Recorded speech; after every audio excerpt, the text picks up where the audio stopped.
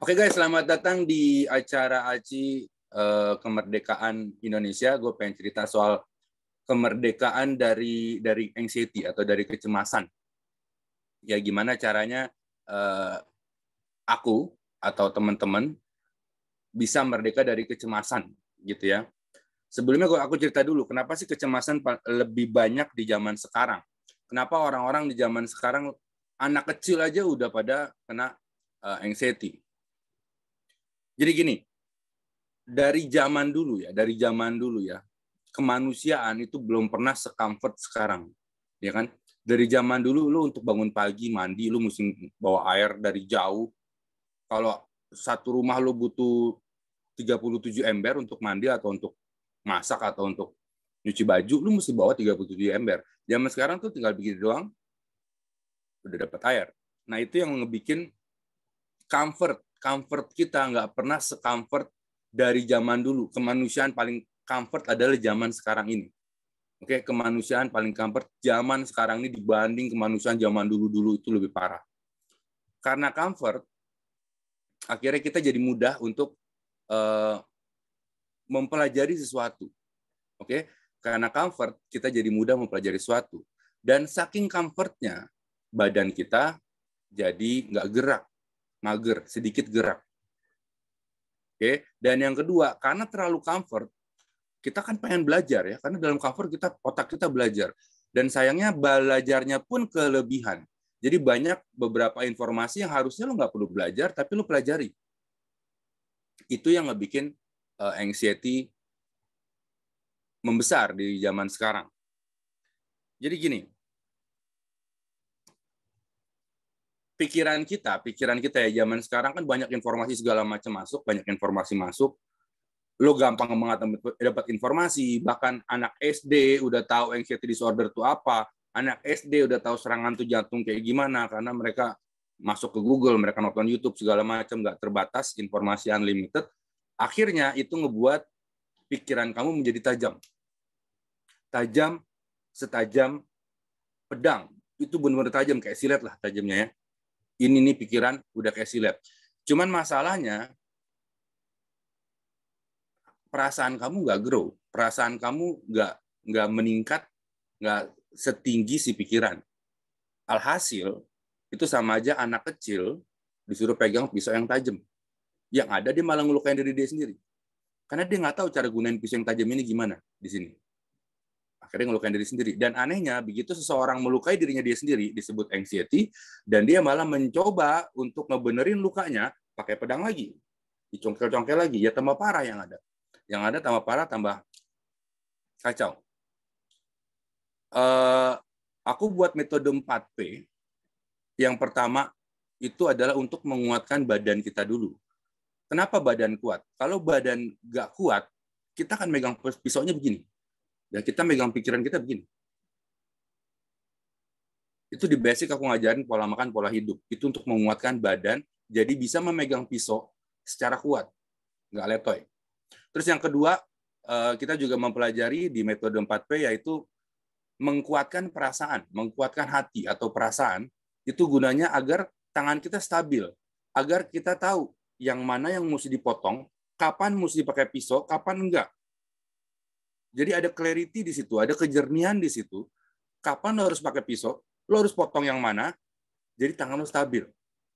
Jika badan lo kuat, perasaan lo baik, maka lo bisa megang pisau yang tajam banget itu, yang udah lo ciptain sendiri itu, dengan stabil. Dan lo nggak akan melukain diri lo sendiri. Itu ya, itu tujuan dari metode 4P. Jadi penguatan badan, penguatan perasaan, pikiran sebetulnya nggak dikuatin, cuman kita udah tahu cara ngaturnya gimana. Kalau kedua itu sudah kuat. Ya, itu yang diajarin di metode 4P. Nah, cuman sekali lagi banyak orang yang langsung pengen numpulin pedangnya, numpulin pisaunya. Bisa ditumpulin pun, kayak kalau pisau ditumpulin, lo kegoret juga nggak bakalan sakit. Cuman begini, jika pikiran lo sendiri mulai menyerang ke bawah, ke hati lo, atau menyerang ke badan lo, tidak ada satupun di bumi ini yang bisa ngebantu. Udah, itu menyerangnya cepat banget. Sepersekian detik, ini langsung ngomong nakut-nakutin hati, dan sepersekian detik langsung sensasi keluar. Ya kan? Jadi kalau ditanya Bang, anxiety itu apa? Anxiety adalah ketidakmampuan kamu untuk mengontrol pedang yang sangat tajam yang udah kamu bikin sendiri, nggak mampu. Jadi kamu ngelukain diri sendiri atau kamu ngelukain orang lain dengan kepintaran kamu. Gitu. Jadi untuk zaman sekarang, menurut gue kita udah nggak perlu nguatin ini lagi ya. So tuh udah ada Google kan. Cuman kita kuatin perasaan kita. Gimana kita bisa sadar yang mana yang baik, yang mana yang enggak. Yang mana yang harus kita ambil, yang mana yang enggak. Jangan sampai, Bang, gue mau sembuh. Oke, lo mau sembuh gimana caranya? Ya, gue pengen ngelakuin bla bla bla bla bla untuk menaikkan kekuatan badan dan menaikkan kekuatan perasaan. Cuman begitu gue tanya, lo setiap hari berapa jam yang lo lakuin untuk nguatin badan? Ya sejam, Bang. Untuk nguatin perasaan, berapa jam per hari? Ya sejam, Bang. Oke, nonton Korea berapa? 6 jam, Bang, nonton Korea. Main game berapa? Main game juga 6 jam, Bang. Ya, tapi lo pengen sembuh. Nah, itu kan jadi nggak ada clarity ya. Maksudnya lo pengen apa, lo ngelakuinnya apa. Nah, ini banyak kenapa dari anak kecil sekarang dari di bawah 25 tahun sudah terkena banyak anxiety. 25-35 memang paling banyak segitu. Dan 35 sampai 45 juga sekarang banyak lagi. Ya, cuman yang bikin heran para psikiater karena munculnya generasi baru yaitu di bawah 25 tahun sudah banyak yang terkena anxiety. Ya, aku rasa itu. Jadi bagi yang punya anak, bagi siapapun yang dengerinnya, bagi yang punya anak, agar anak kamu merdeka dari anxiety, sebaiknya diajarin lebih ke perasaannya. Ajarin kejujuran. Ajarin dia besar hati, ajarin dia mengerti mana yang teman, mana yang lawan, mana yang harusnya dia pilih. Harusnya itu diajarin, kita nggak usah ngajarin otak karena sudah diajarin di sekolahan dan di Google udah banyak. Bahkan gue rasa zaman anak kita nanti sudah ada semua aplikasi untuk semua hal. Lo mau marketing tinggal klik langsung keluar. Lo mau ngitung Excel uang tinggal klik langsung keluar. Gue rasa zaman anak kita udah kayak gitu. Jadi nggak perlu lagi lah. Gue bilang sih menguatin ini, kita fokus ke nguatin badannya dan nguatin perasaannya. Nah, cuman anak-anak zaman sekarang yang kita sama-sama lihat sendiri ya, tiap hari main game di rumah. Nggak pernah keluar rumah. Anak-anak di zaman gue nggak, mereka keluar rumah. Mereka menguatkan otot-ototnya. Mereka naik sepeda, mereka main bentengan, main karet, main apa segala macam. Itu ngebikin badannya kuat. Jadi badannya kuat. Dan anak sekarang juga nggak pernah ketemu orang, mereka ketemu orang hanya di online.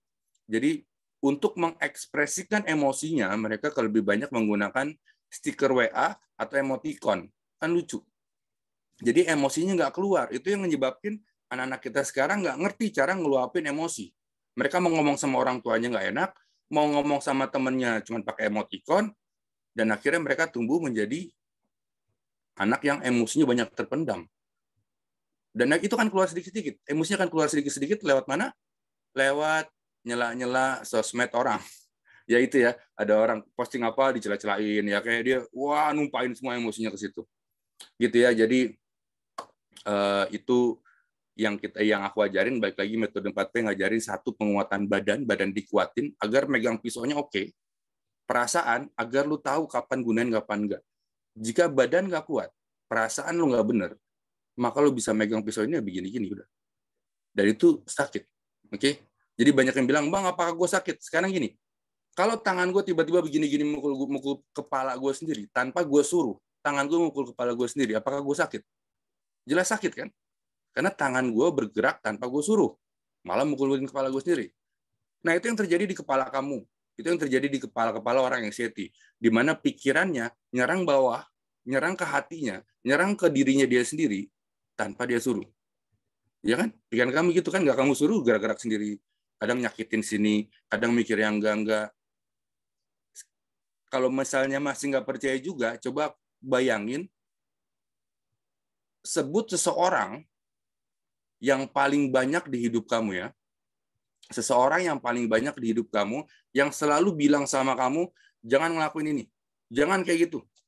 Nggak boleh. Itu nggak boleh. Jangan, lo nggak akan bisa. Lo mah kecil, lo nggak ada apa-apanya. Coba, siapa yang paling banyak ngomong kayak gitu di kehidupan kamu? Yang paling banyak, yang paling sering bilang kamu nggak bisa, kamu nggak ada apa-apa, kamu nggak mungkin, kamu kecil. Siapa paling banyak? Diri kamu sendiri. Diri kamu adalah orang yang paling banyak ngomong lu nggak bisa, lu apa segala macam gitu kan? Dan itu ngomong siapa? Pikiran kamu. Yang ngebikin pikiran kamu siapa? Kamu. Kenapa begitu? karena kamu tidak bisa menghandle kecerdasan yang luar biasa yang dikasih sama Tuhan. Kamu nggak bisa menghandle ini. Gitu. Jadi 4P ada untuk itu. Sekali lagi, untuk bisa memegang yang mana namanya kecerdasan kamu. Gitu guys ya, gue Erick Tubo. Jangan lupa like and subscribe video ini, karena ini akan tayang di YouTube. Ini lagi 17 Agustus. Thank you. Kalau yang mau nanya, silakan. Enggak juga nggak apa-apa. Semoga ngerti guys ya. Thank you.